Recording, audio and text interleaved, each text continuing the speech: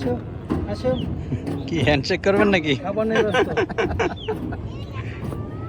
খাবার নাই, খাবার শেষ হয়ে গেছে। ভাই যাই বলেন অস্থির। অস্থির মানে একেবারে পুরোটাই অস্থির।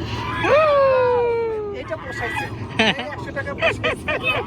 আমরা তো বলতেই পারি যে আমরা যে 100 টাকা দিয়ে টিকিট করেছি। এখন আমি খুব শঙ্কায় ছিলাম, কারণ কিছুক্ষণ আগে আমরা যখন স্পিড বোটে উঠেছি তখন 100 টাকা টিকিট করে মাত্র 1.5-2 মিনিটের জার্নি আমাদের শেষ হয়ে গেল। মনে হচ্ছে যে টাকাটা বেশি নিয়ে গেছে, কিন্তু এখন মনে হচ্ছে যে না, এই 100 টাকাটা এখানে আরো পোষায় গেল।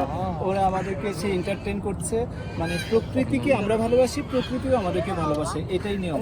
আর সেই ধারা পরম ভাই এই মাত্র প্রমাণ হয়ে গেল, ওরা কখনো কোনো মানুষ আসলে তাদেরকে ওয়েলকাম করে। থেকে বড় বিষয় দেশি মুরগি, টোটাল ভিউটাই কিন্তু টোটালি ন্যাচারাল, ধুলাবালি মুক্ত। প্রকৃত জায়গা, এখানে কোনো কিছু কৃত্রিম ভাবে করা হয়নি।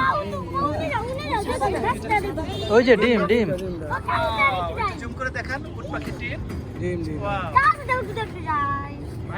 এখানেই কিন্তু হরিণ, হরিণগুলিকে উন্মুক্ত ভাবে ছেড়ে দেওয়া হয়নি, কারণ তারা বেশি দৌড়ায়, আপনারা জানেন এবং আমরাও জানি। এই জন্য হরিণগুলিকে আটকে রাখা হয়েছে।